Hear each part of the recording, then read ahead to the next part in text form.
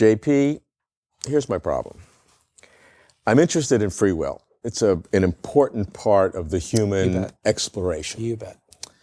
And I see two radically different perspectives, both of which I have a problem with. Many scientists who believe in materialism, that there's just the brain, there's no consciousness, no soul, really are forced to come to a deterministic world where there is no free will. Every event is caused by some other event. They're physical events. You take it backward, there's no free will. People who believe in religion, who believe in the Judeo-Christian God being omnipotent, omniscient, knows everything, knows what the future is, and therefore they believe essentially there's no free will because God knows it all. So from a scientific point of view, there's no free will if you believe in materialism.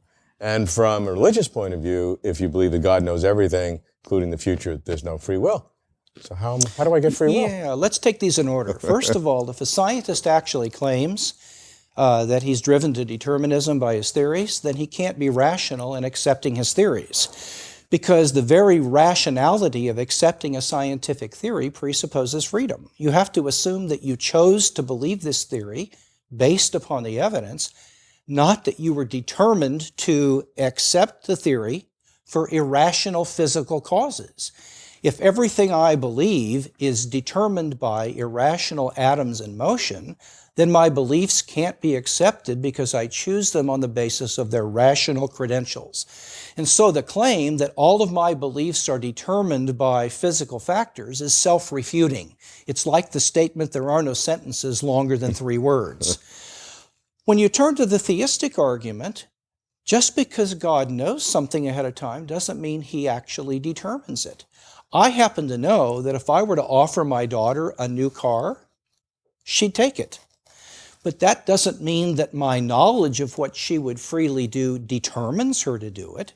She's still free to say yes or no to it, but I know she'd take the car. But you know it in a probabilistic sense, not a certain sense. She may decide not to take the car because I want to show Daddy that I've matured and I'm not going to take the car. Well, or maybe I'm an environmentalist today. Okay, and I'm not going to but take just so you're making a prediction, not a certainty. Well, but just because an apple isn't a really good apple compared to a really, really good apple, that doesn't make it an orange. And what I'm showing is that the category of knowing and the category of determining are apples and oranges. Your response that, well, God has a really, really perfect apple, you only have a probabilistic apple, doesn't get you to the conclusion that we have an orange. God knowing something, even if it's not probabilistic but perfect, doesn't cause what he knows to happen. As a matter of fact, it's the other way around. It's because we freely do things, that's the ground for God knowing them ahead of time.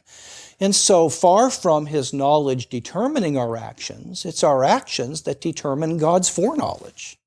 How could Christian philosophers deal with this seemingly contradictory situation where God knows the future and yet we have free will? There are 2 ways they've gone about it, and they involve 2 very different kinds of freedom. The first is called compatibilist freedom, and very simply it's that we're free if we can do what we want, even though our wants are completely determined by things outside our control. On that view, if God determines that I want to raise my hand, I'm free if my arm isn't tied down. So on that view, freedom is completely compatible with being completely determined by things outside your control. Now, I happen to think that that's pseudo-freedom and it's not the real deal. Here's why. Suppose a scientist slipped into your room in the middle of the night, planted an electrode in your brain, went across the street, and he had a computer terminal where he could type anything into that computer. It would cause a brain state to occur, and that would determine any body movement or action you would do. You're walking down the street the next day, he hits his computer terminal, and it causes a brain state that produces the desire to punch the guy coming across the sidewalk. Once that desire is formed in you, there's absolutely nothing you can do. It's got to happen, and your hand moves out and hits him. You're not responsible for that, in my view. The scientist is, because you did not have the power to refrain from acting.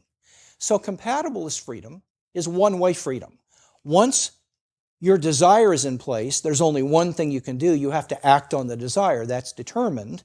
but you're free if you can do what you're determined to do. What's the alternative? The alternative is libertarian freedom. It's the view I hold, which says that if you're going to be free for any action, you have to have the power either to do that action or to refrain from doing it. The choice is up to you, and you're a first mover. You're an uncaused causer of your own actions. You cause your body movements, or you cause your thoughts to go from thinking about this to that. And whatever you do is not determined by anything. You can have things influence your behavior, desires and so forth. And sometimes our actions aren't free, our desires are coercive, but in those cases where desires merely influence us and we're still free, we can respond to the desires or refrain from responding to them. Now that's two-way freedom. Given that I have a certain set of desires, if I'm free, then I can either raise my hand and vote, let's say, or I can literally refrain from raising my hand and voting. And my freedom is two-way. I can either act or refrain from acting. Nothing determines one way or the other.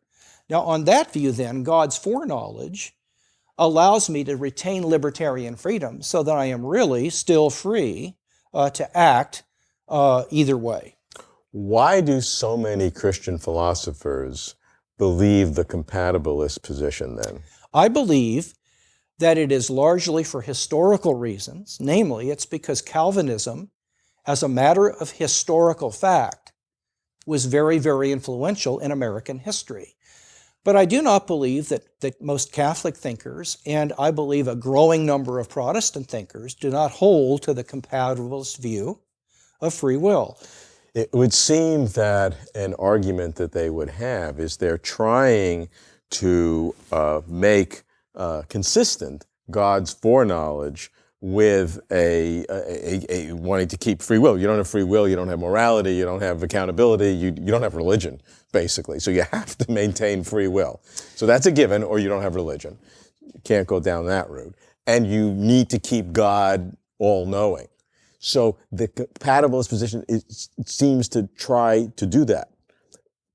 And the problem with libertarian free will, although it is more, I would think, representative of what free will really is, the two-way free will, it is much more difficult to make to maintain your God really being omniscient with your libertarian freedom.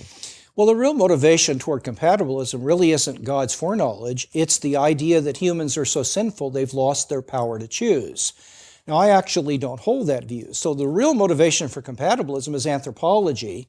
It isn't a philosophical theology about God. For those who do move toward the compatibilist camp because of foreknowledge, as you pointed out, my response I've already given, namely that I don't see why God, knowing something ahead of time, determines it to happen.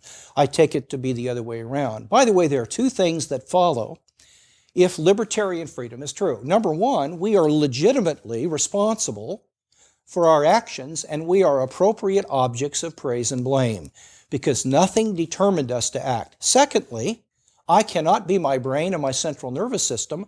I have to be a soul or a mind, and here's why.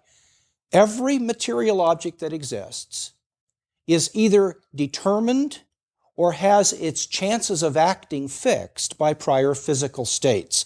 So if you take the laws of physics to be deterministic, then everything a physical object does is determined. If you take quantum physics to introduce indeterminacy, you still don't have choice, because what you have are the chances of my actions are fixed by my brain states. And for there to be an indeterminate random action is not responsible. It is only if I am not a physical object that I am capable of transcending the laws of physics and acting freely.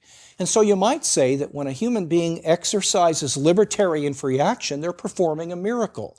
They're actually introducing an effect into the world that is not fixed by the other states of the world and the laws of physics.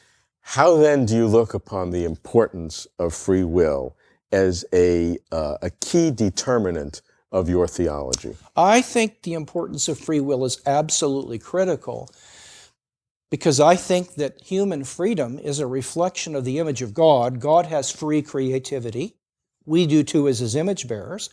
I think free will is important for solving where evil came from and why we can be held morally accountable for our actions and our beliefs. And I think free will is awfully important in being a co-laborer with God in exploring the universe he made.